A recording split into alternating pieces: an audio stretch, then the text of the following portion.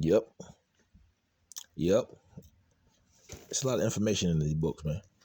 It's a lot of information in these books, yo. It's a lot of information in these books, man. When you find out certain individuals in the book, and they were freeing slaves. Slaves were being freed in the South when they joined the Confederate Army. How come they don't teach us that in history class? And there is a book called Forgotten Cargo, and there were white slaves too that came over. There were white slaves too, but we only taught about the bad and what that flag meant and represented in the South. If another race comes into a black community and terrorize it and tear it up, they're looked at as bad. But when you got blacks that live in their own community and they tear it up, don't nobody say nothing. Don't nobody say nothing.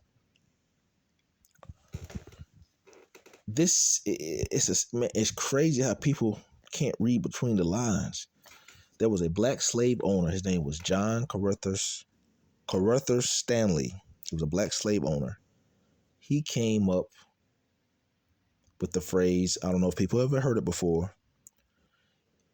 If you can stay in this home, if you work the land. It was a black slave owner who came up with that. When white slaves were freeing their slaves, there was a black slave owner who taught them that, hey, how to keep their slaves forever.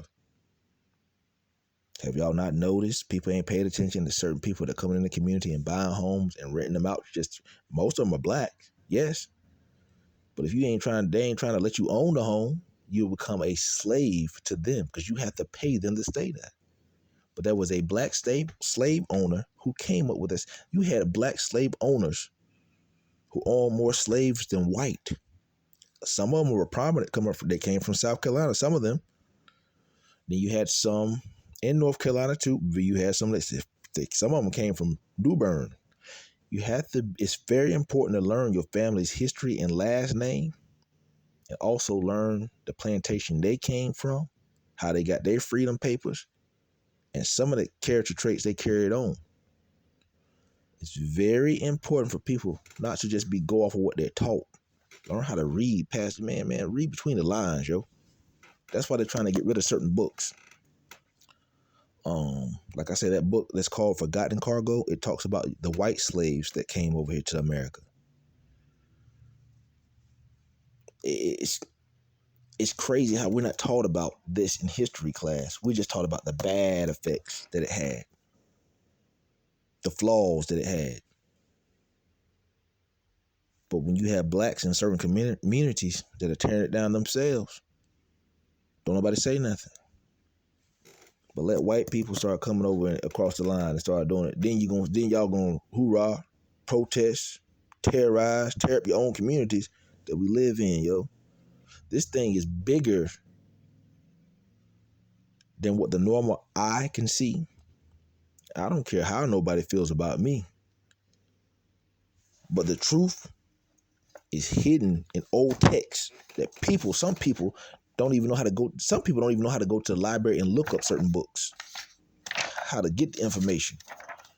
All the knowledge is in the books, man. All the knowledge has been in the books. But because people glorified and went to school, think about this, man. At the end of the day, there is the Republican Party, Democratic. Yeah, I mean, you got Republican and Democratic Party, but Republicans own everything. When you had thriving and successful black communities, majority of your blacks were Republicans. They were not Democrats. They were Republicans.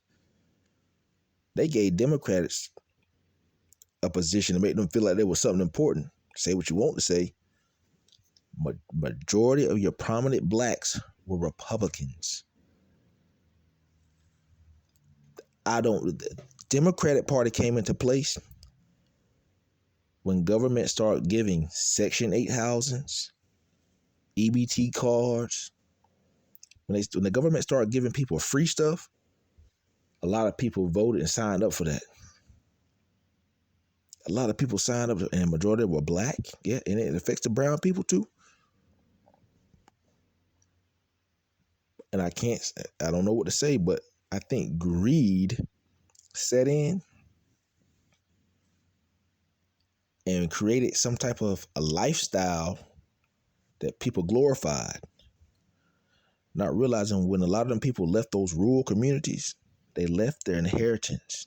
The wealth was in the land, the homes that they obtained, the farmland that was given to them, but no one knew how to read successfully to keep it.